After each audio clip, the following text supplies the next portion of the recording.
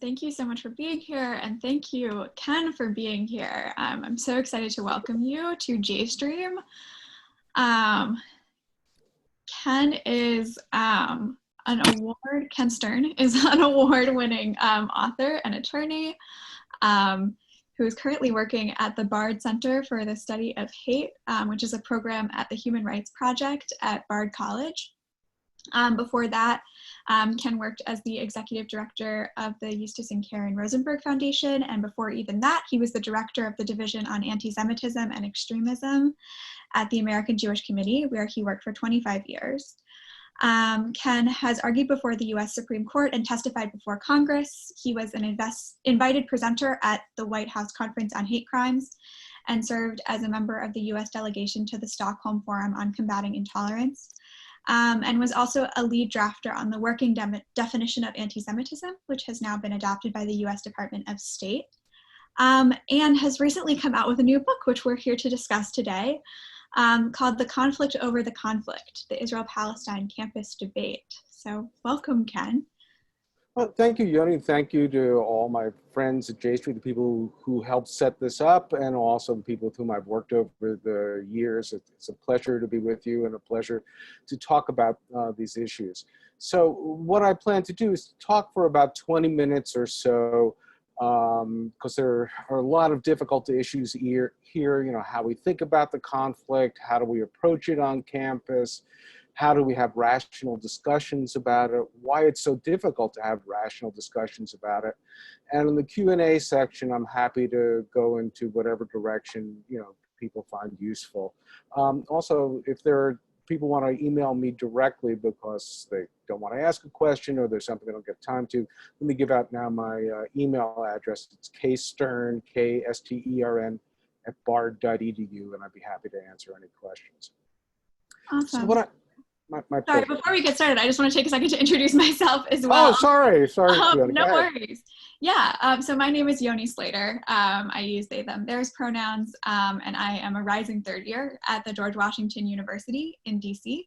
I'm a major in psychology and peace studies, and I'm also a student organizer with JStreet-U.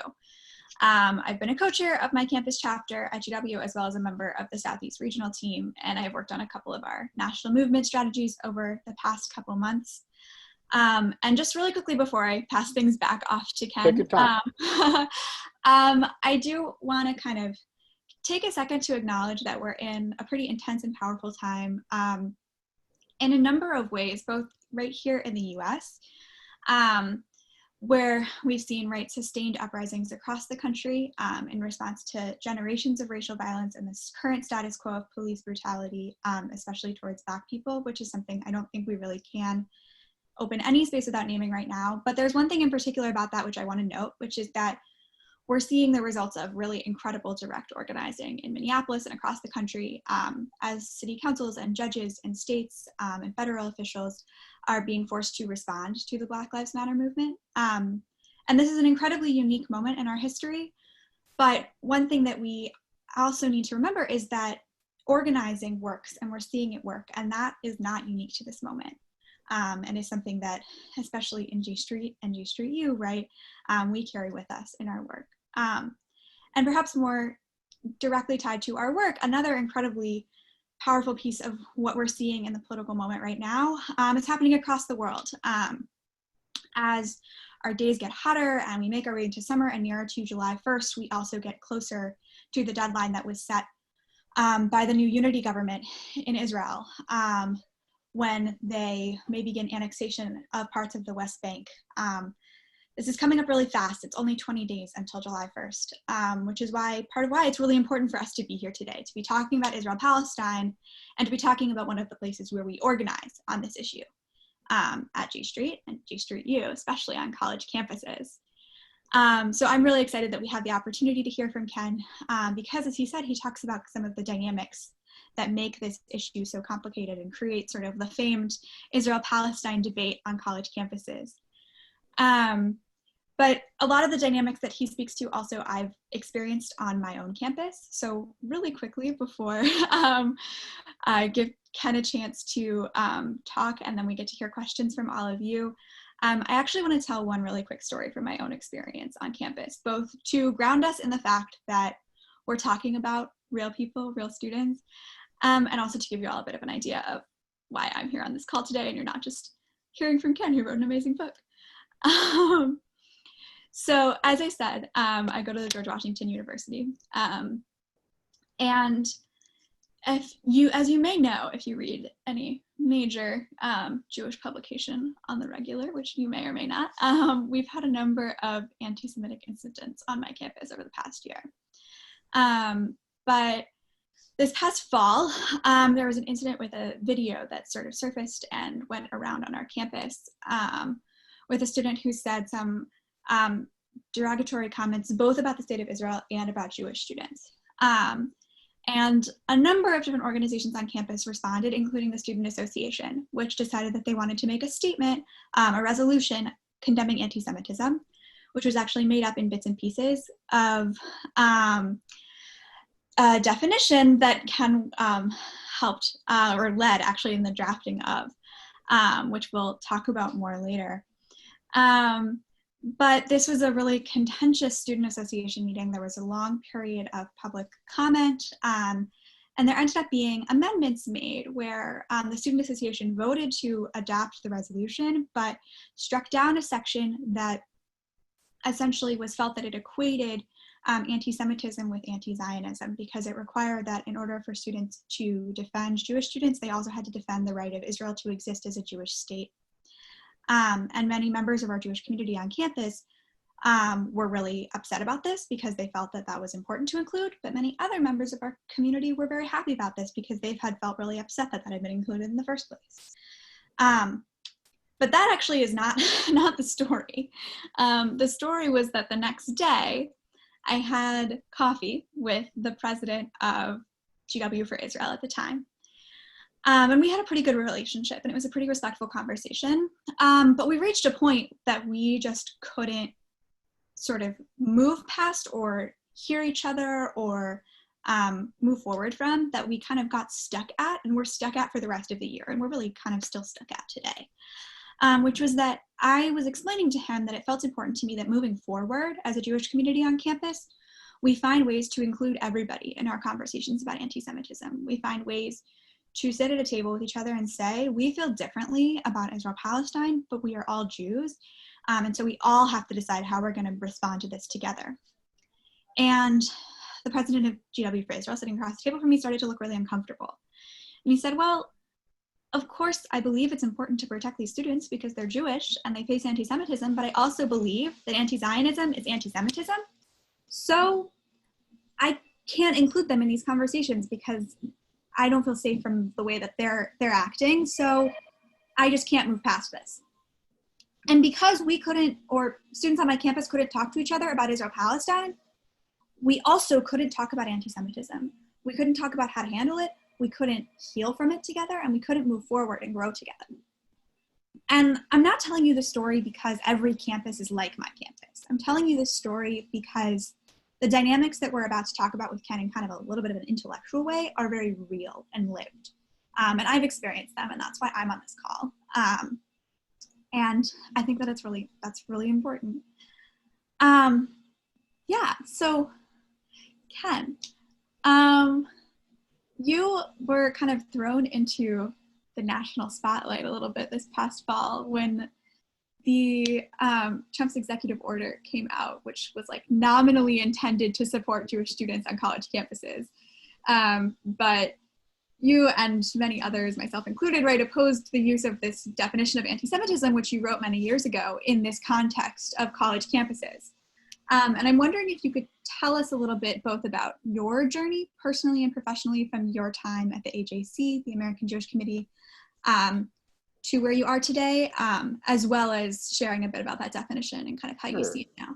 Sure, and your anecdotes of the things you went through and putting it in the larger context of issues about hatred, I think, are very important. So if I can, let me walk that through with a little bit of a timeline for you, and then I'll get to the definition, but to put in a larger context, so you see why I think that there are some problems with how it's being used and some of the story behind it of how it was created. So, you know, a place where I begin the book, and it's really very, you know, tied in what you're talking about, what we're seeing in the streets with the protests and so forth, is really the context of racism and anti-Semitism and the intersection of that. There is I begin the book in Spokane, Washington, with a vignette where, for those who may remember, in the late 90s, you know, there was in the 1980s too, there was a group called the Aryan Nations. It was the biggest neo-Nazi group in the country at the time. It was responsible for the killing of a Jewish talk show host, Alan Berg. Aryan Nations member named Ruth Furrow shot up the JCC in LA in 1999. If you were Jewish and in that community and you bought Hanukkah wrapping, there's a chance you'd see razor blades or other things inside. It was not an easy place to be. The few black students in the community were getting death threats. There were pipe bombs put. A priest who spoke up for the black students in the Jewish community had a pipe bomb in his house. In 2000, the reason I'm telling you this is that in 2001, it was shut down by not only a lawsuit, but by a coalition of efforts by the local Jewish community and the local peace and justice group. And even though it was closed down, the threats were real. I was back in Spokane a year ago, and there were white power stickers on the lampposts. A few years ago at the Martin Luther King Day march, somebody left a radio-controlled pipe bomb with fishing weights and anticoagulants that, thank God, didn't go off. But the Jewish community and the peace and justice groups refused to work together for the last 8 years. They refused to be even in the same room together. Why? Because the peace and justice group had a static page on its website that was promoting boycott, divestment, sanctions against Israel. The Jewish group was calling them anti-Semites. They were saying, no, we're not. Meanwhile, there are people in the community who pose violence to both groups. They're not working together on it, and there's no way they're going to have an impact on things in Israel thousands of miles away. So if you think back rationally about it, you could understand the anger and the angst on both sides towards the other, and the confusion, and also the fact that this is really nuts, right? You have a more immediate threat and a community that you have to care about. So let me put this in a little bit of a larger context, again, about academic freedom and why that's important before we get into the definition. I grew up in the 50s and 60s in New York City. I was involved in civil rights stuff informed by the Vietnam War and so forth. And when I began a law practice in Portland, Oregon, I was doing progressive work for the American Indian movement, for Vietnam era protesters, the last of those to be prosecuted, the homeless and so forth. And in Portland, then like now, you had both progressive groups and groups in the far right. There's a group called the Posse Comitatus that was the precursor of the militia movement. And they were distributing anti-Semitic tracts about Jewish conspiracy and so forth at the steps of the courthouse. The reason I mention that is that in 1982, when the Lebanon war came, as part of the progressive community, I was out protesting the war, but I started seeing things from people that were my political allies that sounded very reminiscent of what the Posse Comitatus was talking about: Jewish power, Jewish control, and so forth. And I was struggling, really struggling to figure out what to do about it. I was writing op-eds, none of them were effective. I was venting, I was angry, I wasn't really understanding the dynamic of what was going on. Part of that led me to try to figure this out in the years I was working at AJC. And again, I was working between 89 and 2014. As you said, I was working as part of the, dealing with the campus. Hopefully my wife will get the phone. And the point of working on campus was to oppose bigotry. You don't just focus on anti-Semitism. It has to be all manners of bigotry. You can't tell a college to just deal with Jews. You have to deal with a larger picture. It's its own interest and so forth. So one of the things I did is I worked with a lot of college presidents in the early 90s and actually came up with a manual with them and trained 200 college presidents of how do you deal with bigotry on campus. This was at a time where a lot of the debate was about hate speech codes and what could be said and what can't said, what will get you in trouble, what will not. Lots of reasons I could answer in question and answers about why they're illegal and other problems with it. But the major reason to me was it gave an excuse. If you have a thing, like a definition that says what you can and can't say, you don't have to do the more important things, like encourage people to speak across lines, to survey students, to think about what you're teaching, to think about your staff and how you're training, to think about, you know, the larger aspects of curriculum and so forth. All those things disappear. So what I learned for that experience is that if you're going to deal with any aspect of anything that at least to some people tinges on bigotry, is that it has to have as its underlying foundation a firm respect for free speech and a firm understanding of academic freedom. You can disagree with what's being said, but you have to protect the right to say it. Okay, so flip forward a couple of years, and just quickly in a timeline. So 2000, there's the Intifada, and 2001, there's the World Conference Against Racism in Durban, which was an anti-Semitic orgy. In 2002, you started seeing on campuses pushing for divestment, right? Took a quick segue just to put things in perspective. There are, of course, challenges, but we have to be cognizant of the fact that 18 years after the first divestment pushes, no college has divested from Israel. Most campuses, Israel is not an issue. There are 4,000 campuses. Recent year, 149 had anti-Israel programs, and every year pro-Israel runs 2-to-1 basically against, you know, the anti-Israel programs.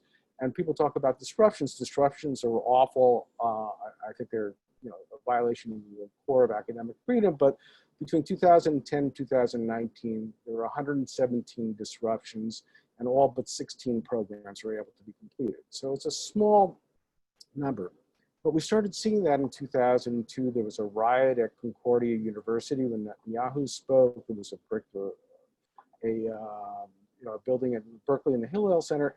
And then what happened, you had Jewish and non-Jewish presidents, 400 of them coming together, issuing a public statement saying that our campuses had to be places where we uphold as presidents the idea that people can talk to each other and not allow intimidation, not allow harassment, but allow the best values of the campus. Academic freedom was the core of that. And that's the one principle I want people to come away with when I talk about the definition and other things. Academic freedom is the core. Second quick issue. 2007, you may remember that the University and College Union in the UK voted to support an academic boycott of Israel, promote an academic boycott of Israel. And ADL's reaction, which was understandable, was, okay, if they're going to boycott British universities are going to boycott Israeli ones, we're going to boycott the Brits in return, or at least think about it. That gives away the argument that boycotts are awful, right? And what happened was Lee Bollinger, the president of Columbia, put together a statement that we got 400 some odd people to sign on to that basically said if they're intent on dividing the world into Israeli academic universities that should be boycotted and everybody else, count us as Israelis too.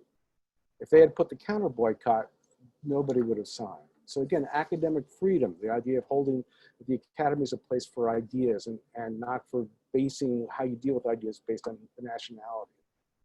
Okay, so with that background, let me give you the story about the definition and why I think it's you know, why I oppose it so vigorously as for an application on campus.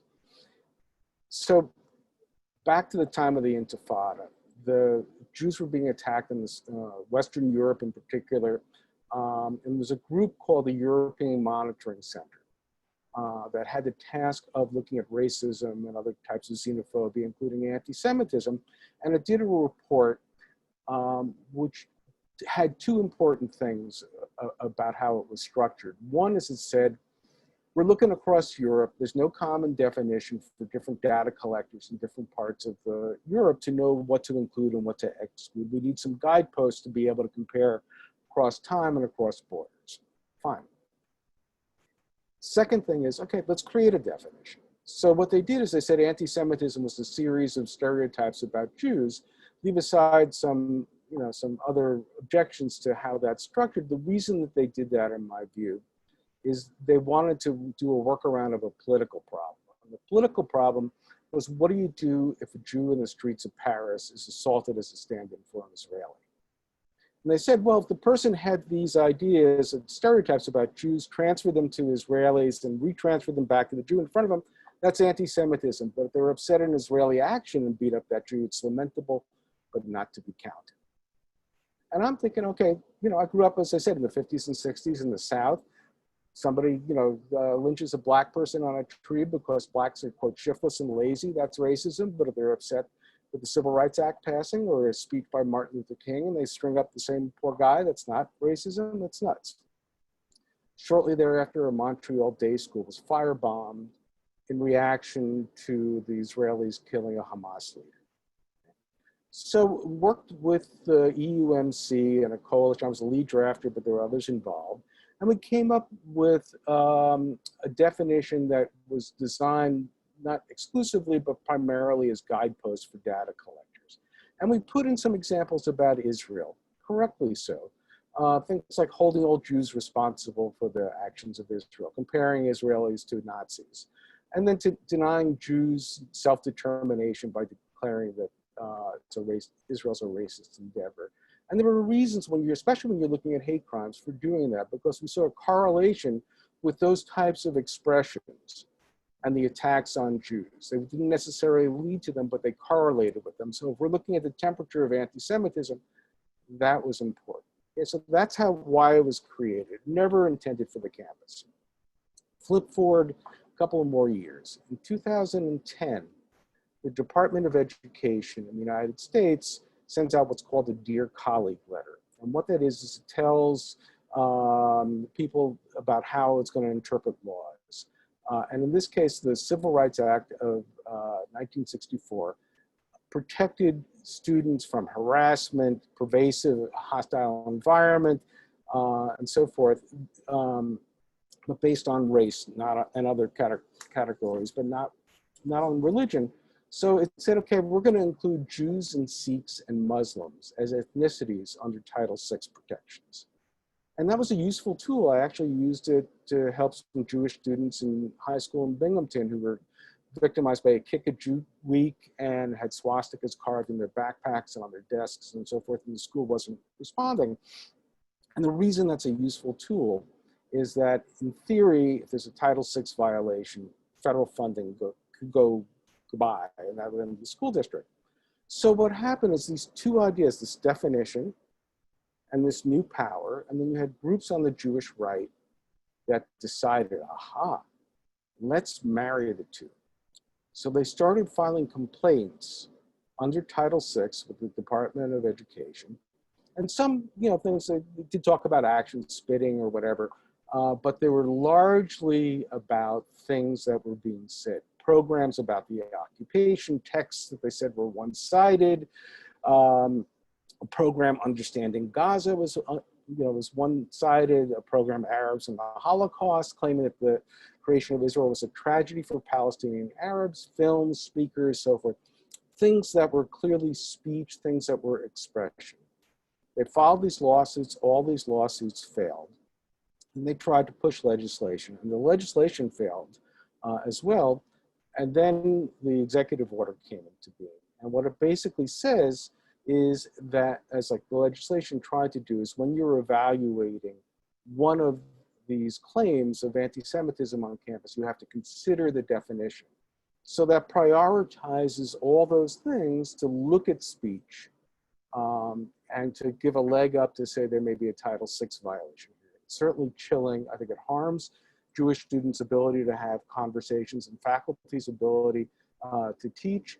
If you look at the UK, where it was even more institutionalized, they prohibited, as against this, definition, legally, Israel Apartheid Week. And as much as I detest Israel Apartheid Week, I think the students have a right to articulate that. But they said it's basically against the law, and groups on the Jewish right in the US, like the Simon Wiesenthal Center, said other American campuses should follow that model. So what's propelling these types of pushes? I think there are a couple of things to consider. One is that there's a belief that Jewish students should be protected from hearing things that upset them.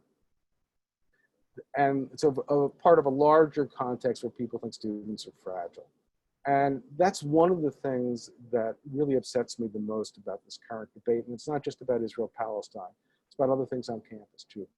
seems to me that if you're investing the time and the money to go to college and learn, think, you should be disturbed by ideas. That should be a mission of the college, to, you know, to shake up a student, to have them think, okay, there are ideas that are being expressed, they're gonna hit me in my gut. Why do I think about that the way I do? How do I think about it? Because the rest of your lives, you're gonna have ideas that you're gonna find detestable. How do you recalibrate? How do you think about what you think? And that's, you know, that's part of what I did in the book too, which is I have a first chapter that looks at what we pull from some of the pieces from hate studies to say, there's a reason why this is so difficult. We're primed to see an us versus them, especially when there's a perception of conflict. And we crave in those circumstances, we crave certainty and bright lines, like your discussion with your fellow student about, you know, this is trait that's beyond, I can't even entertain it. It's easier that way.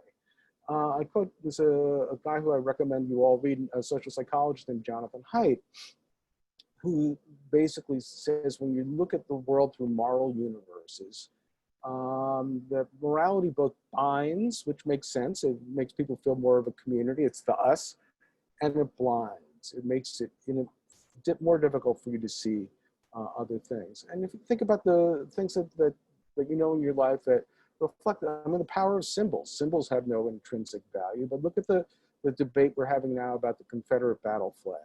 Or look on campus about the Israeli flag. There are instances where people will rip it down and pro-Israel Jewish students will, you know, wrap themselves in it. Symbols and these things are, you know, important. We don't just think abstractly.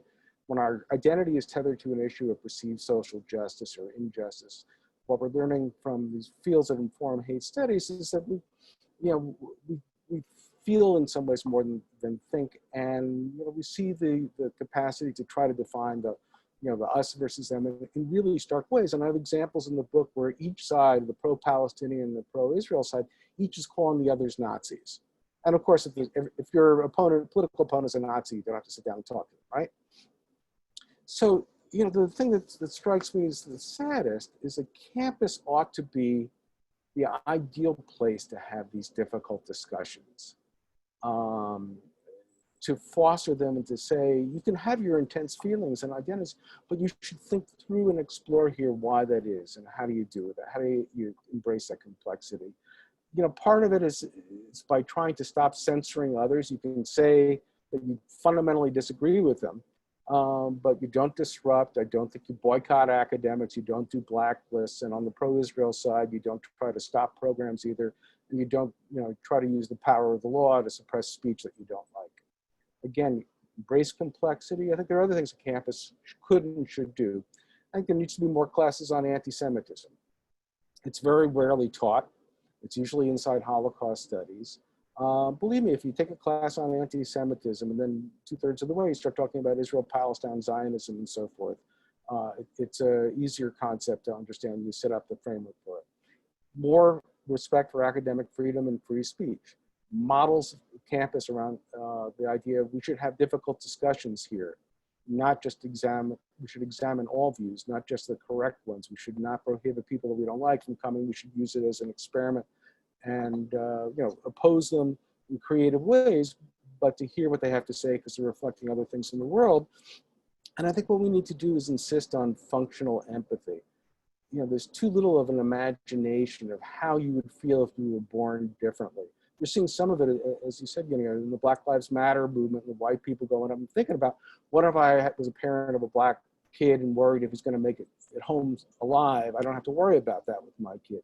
So there are some examples of where we can do functional empathy, but I think we have to do this on the Israel-Palestine thing too. And there are examples of teaching, and this I'm going to get back to J Street, and I'll go back to the Spokane thing, and I'll take the questions. So a few years ago, your predecessor there, was a J Street student president named Amna Faruqi, who I got to know. And I was very impressed when I read the story about, here was a Pakistani Muslim woman who's the head of a Zionist organization. I said, what's up with that? So I did some investigation and I found a guy named Paul Sham who teaches at the University of Maryland, and he taught her in class. And I found out from him that this woman named Natasha Gill had created this class, but it was an amazing model, right? It looked at the conflict from the Israel-Palestine conflict from the 1880s to the 1930s. So before the Holocaust, before the state, before the Nakba, before 67, before current debates and so forth. So just the guts of the conflict. And the students had to participate in a simulation where it was of the Peel Commission from 1936-37, where Lord Peel was sent by the Brits to figure out, okay, talk to everybody, what do we do? They had the mandate. And the people that came, the students that participated, they were either a commissioner or somebody on the Jewish side or the Arab side. Amna had to spend a number of weeks in the skin of David Ben Gurion, do primary research and pretend to be him in the context of that. And when I talked to her about it, I said, you think that was weird? An Israeli classmate who had to be the Mufti of Jerusalem, and as much of a pain in the butt as he was, the person on my side, who was the Jabotinsky figure, was even more difficult to deal with. So here's a way of really using education to look at the conflict and how we think about it differently. And students sometimes go into it thinking, oh, we're going to figure out how this conflict could have been settled 80 years ago, and they come out of it now thinking, now we understand why it hasn't been settled in 80 years. And that's what education should do, as opposed to weaponizing students to battle on one side or the other. And there were ways, and let me finish with this, going back to the Spokane situation. Because the people there had the insight, which I hope we can build on campuses and inside and outside Jewish communities, about how to talk about these things. Because they realized, as I said, this is nuts. They have an existential threat locally. How are they going to have a vocabulary to talk about this, even if they fundamentally feel different? So they spent a day, they read a lot of text, they had specifically people that were invited, and a lot of it was looking at issues of hate before and how we think about these things. And it was a success. It allowed, they're still working together, they're communicating. It opened up some of the discussion inside the Jewish community. There were people there that felt that they couldn't be part of it because they had a different view of Zionism. And they now became in the fold and can have those discussions. So if there's a will, there really is a way. And one of the things that impressed me after that day, and with this I'll stop, one of the most pro-BDS people came up to me afterwards and said, aha, now I get it, understanding the history of Jews being boycotted, why BDS rankles so much in the Jewish community, given that history. And I had somebody who is, very much in the pro-Israel, very right, come up to me and say, you have a point when I mentioned that I had debated a Palestinian academic about BDS. He was for, I was against. And he had a point when he said, the Second Intifada, people were saying, well, find a nonviolent way to make your case. Whatever you think about BDS, and I'm no fan of it, it's nonviolent. So the capacity to really have a conversation, I think, is what the campus ought to do. And we can do it if we strive to build that type of environment. So stop there and take your questions. Yeah, one thing that I would love to hear is kind of how you came to want to write this book, and if there was sort of anything in particular you felt like really you wanted to get through to people with this book and this project. Well, it was funny. It was sort of a reflection of the problem, because I started realizing that each side was behaving badly and harming the academy, which I think is sort of a precious place, and it's important for Jewish students and every student. It's an important institution, right? And I saw each side weaponizing students and faculty and resolutions and so forth to beat up the other. And it was really a toxin. So I went to the various different groups. I thought, gee, you could write an objective report. So I went to the Foundation of Individual Rights in Education, which I'm a great admirer of, and the ACLU and other groups. And nobody really wanted to tackle it. I think possibly because they would know that they would accept one group or another group of funders. And ultimately, I decided that if I didn't sit down and do it, it wasn't going to get done. I mean, Nadine Strassen who's a former president of the ACLU, who wrote the foreword for the book, really encouraged me to do it. And then I figured I had to. So the major points are, the ones that I articulate. If you're going to deal with any issue of bigotry or any contentious issue on campus, you have to start with the presumption that academic freedom and free speech are important. When I was 25 years at the AJC, I dealt with anti-Semitism in different institutions, right? Different religious groups and governments and business and journalists and whatever. You always don't just say, okay, we have a template and we go. You say, look at the institution, what its self-perceptions are. How do you make arguments that would combat the type of issue that you're concerned about that reflect the better angels of those self-perceptions rather than say they have to be somehow compromised or set aside. And on the campus, thinking about how do we, preserve the ability to speak, not to say that we don't condemn or combat things that we don't like being said. It's hardly so. I think the campus ought to be a place for that type of debate, but the instinct on both sides, and again, that's when we get our juices flowing and they're harming us and so forth, you really want to shut down the other side. And there's a part of Jewish history that informs that too. But again, I think it's reflecting the symptoms rather than the problem. We know that expressions can sometimes lead to really bad things happening, right?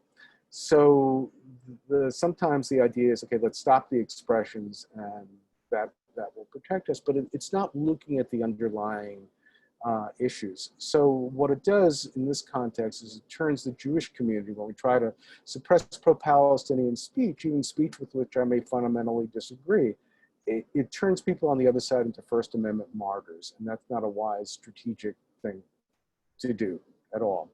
The other thing I want to get across is that it is possible if people have the will and the structure and do it carefully, figure out how to have these tough talks and to figure out how you and your colleague, and it may need to be by, Chatham House rules, which I've done, nobody can talk outside.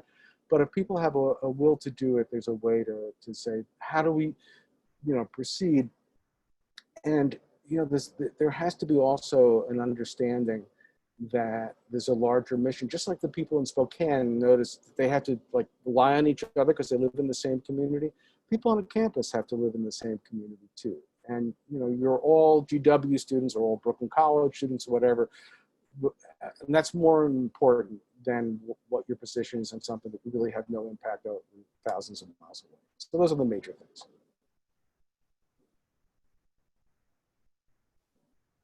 Thank you. Yeah. So one question from the chat that I'm definitely curious what you're thinking on this might be is kind of how you feel about defining anti-Semitism kind of related to definitions of other forms of bigotry, whether you feel like it's actually more hard or maybe we've made it more hard.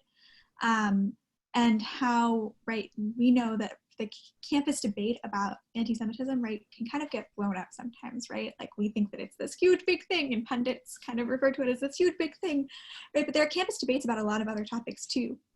Do you think that this particular issue is actually unique in certain ways? What do you think might make it so? Yeah, there's a couple questions in there, but. It's a great question. So, I think that it is unique in the way that the Jewish community is pushing, saying we need a definition. And one of the things that I always do with any type of bigotry, I was doing this my whole career, is a good intellectual exercise, which is to take a situation, switch out the players and see if the same rules apply. I was talking about a white parent and a black parent. And when I was writing about the militia movement and why Congress was not looking at the threat of the militias before the Oklahoma City bombing, I said, what happens if they were, thousands of armed black men talking about the need to shoot federal government officials? So, you look at the parallels and play it around. So when we're talking about Title VI cases and racism, for example, there's no definition of racism. It's an official definition. But think about it. If you were to construct one, what would you do? Would you include opposition to affirmative action as a indicia of racism? Would you include somebody who wants to keep the Confederate battle flag or a Confederate statue up as an indicia of racism? Those are things that are speech. But when you would never on a campus, I would think, want to do that. Plus, you were talking about, before, inside the Jewish community, you're having this debate with your classmate. Even inside communities, you can't get a common definition. And I told you, I took a case, I brought it successfully. Now, it wasn't about Israel, but there was no need to refer to a particular definition to see whether a student was being vilified and harassed and intimidated because of who they are.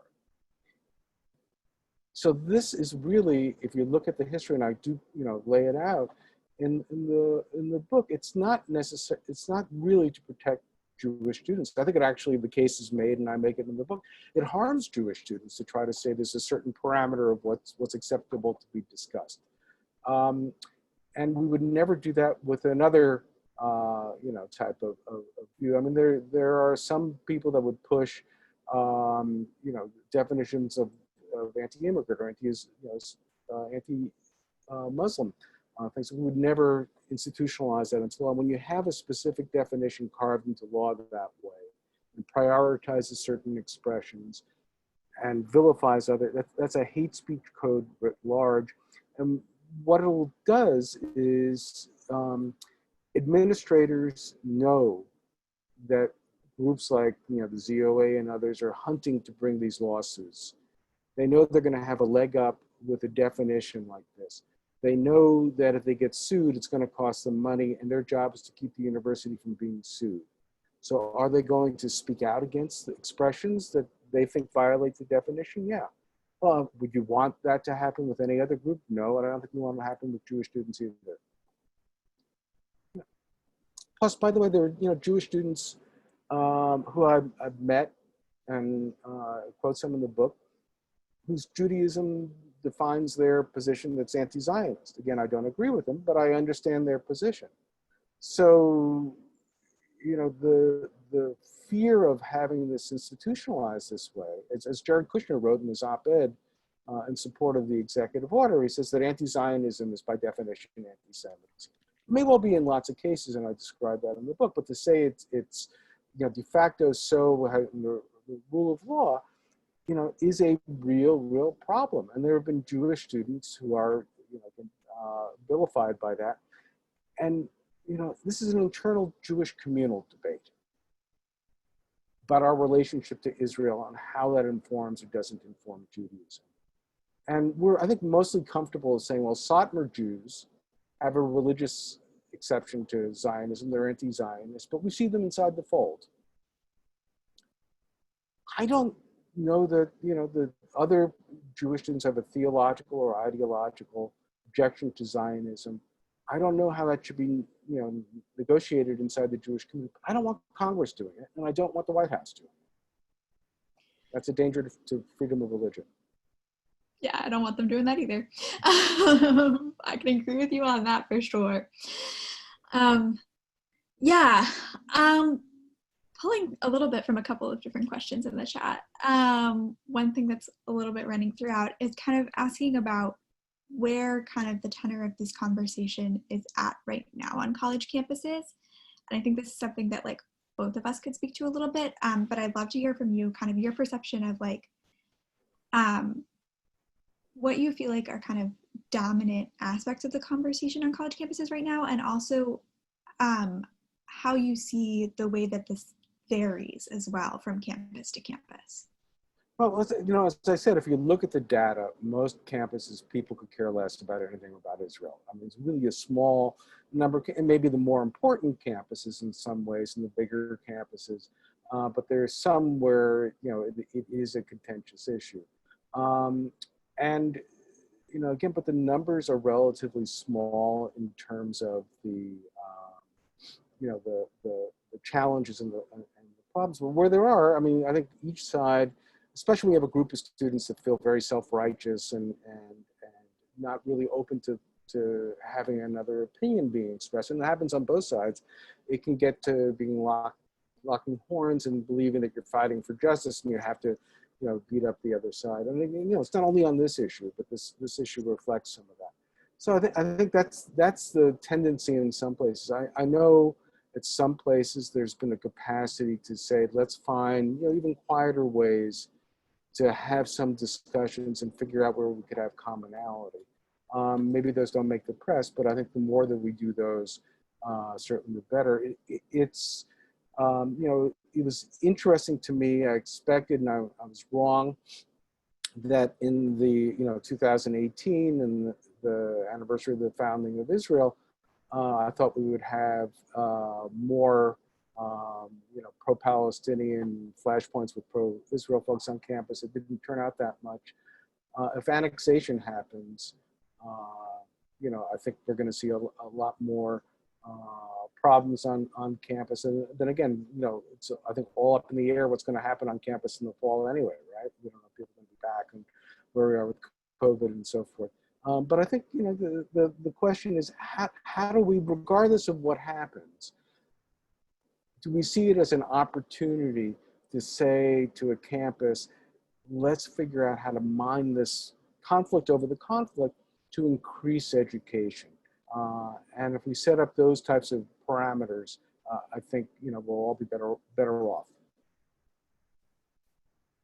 Have you seen sort of this done really effectively, or do you have thoughts on ways that campuses can especially sort of do some distinguishing between especially sort of this issue of anti-Semitism and conversations about Israel and Palestine, both coming, I think, this is coming from adults in the chat and from students who are thinking about this in terms of their campuses? Well, look, there is the anti-Semitism is at heart, right, conspiracy theory about Jews. It's, if you're going to reduce it to 2 talking points, it's believing that Jews conspire to harm non-Jews, and it's an explanation for what goes wrong in the world. And we've seen historically anti-Semitism that was religiously based, and we've seen anti-Semitism that's based on ideas of racism. As a matter of fact, I mean, one of the reasons why white supremacists have the worldview they do is because of anti-Semitism. They, just to give you an example, they view themselves as superior to Black people, but they can't understand why it is that Black people have rights, and now we see Black Lives Matter and so forth. Why are they losing? Why is America going to be majority non-white in 2050? And they see a secret hand behind the scene, right? So they figure that's the Jews are the ones, because Blacks and other people of color can't make that happen. So when we look at instances of anti-Semitism, we tend to look too narrowly. We would all say the Tree of Life in Pittsburgh was an anti-Semitic event, right? I don't know anybody who says the killing of the Mexicans in the Walmart in El Paso was anti-Semitism. But if we look at the 2 shooters, the worldview was the same. They just, on a different day, chose a different target. One thought, these are the ones that are making it happen. These are the people that are happening. So, I think we have to have a larger view of anti-Semitism that way. Where it gets most complex is about Israel. And there certainly are times, as I was saying at the beginning of my remarks, where I've seen people play into those same anti-Semitic tropes. The Jews are controlling the world. It explains bad things. Israel is, part of this large Jewish conspiracy. And there are sometimes that people will make legitimate arguments about Israel that unnecessarily play into those anti-Semitic tropes. And I think those have to be called out and condemned. But again, to have the imagination, I'm not going to tell a college student who's 18, whose family was displaced in 1948 from Palestine, who's not a Zionist, and says I'm not a Zionist, and laments the creation of Israel. As much as I think they're dealing with an unreality, I'm not going to label them an anti-Semite. So it's a much deeper and more nuanced conversation. And again, we try to put things in simple boxes, yes or no, black and white. This has to be looked at a lot more detail. And again, that's why education is so important. So you can figure out, what are the right questions to ask. Yeah, that makes a lot of sense. One last question, shifting a little bit, back to kind of the conversation around free speech and versus sort of all the different things that come up against that. A question from a student was wondering kind of, there was a situation on the student's campus with bringing someone who is a like known racist to their campus, right? Wondering, right, how do we balance these moments when we feel like there are values that are at stake and also feel like they're making students on our campus unsafe, right? Which obviously are some of the issues that are discussed in these moments where the Right. censorship, right, is around anti-Semitism or anti-Zionism as well. But how do we balance these moments where like there could be an argument made for free speech, but it also seems clear that like bringing someone to exercise that speech is doing direct harm to members of our community? How do you see kind of those moments, and are there lines that you feel like can't be crossed? No, it's a great question. I actually have a whole section on that, in the book. But in short, to me, again, the idea of a campus is to look at ideas, and inviting somebody does not mean endorsing, right? I'll give you an example. Years ago, there was a big controversy where somebody invited a Ku Klux Klan member to speak on a campus. It was a big uproar. They ended up allowing the person to speak off the campus to to a group of students. Why were they inviting him? It was a journalism class. They wanted to teach journalists, how do you interview a white supremacist? And I could tell you that's a very important thing, because I was involved in a lot of the pushback against David Duke when he was running for statewide office, and journalists didn't have a clue. They'd ask him a question, he'd tap dance around it, and they didn't know how to nail him. So bringing in people that have views that we find detestable, I think is a really important thing. There are other people around the world. If they were a one-off, I would say forget it. They represent other people that are in the real world. We want to examine their views. Bringing them in does not endorse it. However, that does not mean that you can't do anything. I think there are opportunities here, and I explain one in the book, which I love. It's called the Project Lemonade idea. I think if somebody is coming in, who's clearly a racist or a homophobe or whatever, you can make a point and sort of do a jujitsu with the person coming in by, doing a fundraiser saying the longer that the person speaks, the more you're going to raise money for things that they would detest. So there was the Steve Bannon coming in as an example, I'll give him the book, have him raise money for immigrant children that are put behind cages on the southern border. Keep talking, Steve. The more you're talking, the more we're going to raise. And ask them the tough questions. There are examples of how people have been tripped up. I don't believe that students are unsafe from ideas. I believe that they will be made uncomfortable by ideas, and I think that's a good thing. I've been made uncomfortable by ideas, and I had to think, why does that make me uncomfortable? How am I going to use this as an opportunity? If somebody thinks I'm fragile, I'm going to go into the world and I can't deal with ideas that I find distasteful, I don't know how you deal with our current world. So that would be my answer. The free speech implications are important. Don't be afraid of ideas you detest. Just figure out a way to organize better to achieve your purpose of showing why these ideas are so detestable, but don't support the idea of no platform. All right, thank you. Yeah, it's definitely gives me things to think about, because my campus has certainly had its uproars with bringing controversial folks to campus. Yeah, so thank you for that. Thank you for, all of the things that you've discussed with us today. And thank you to folks in the chat for your questions. I haven't had a chance to read the book yet, so I'm really excited to read the book. And I know that I'm sure many other people on the call today are as well. You can see the link to the book in the chat. And I want to share one thing with all of you that I'm really taking with me, is that so many of the dynamics that Ken talked about today connect to actually really way that not only do we engage with each other on college campuses, but actually also how we make change on college campuses and do organizing in J Street U. As we have discussed, not every college campus is the same. Not every college campus really cares all that much about Israel-Palestine in big, explosive public ways. But they do matter. College campuses are an incredible place to do real organizing, and the conversations that students have on college campuses are impactful. When we are able to engage with each other and have challenging conversations, we're often also able to impact the world around us and the politics that we see happening in the world. And that's something that we do at J Street U.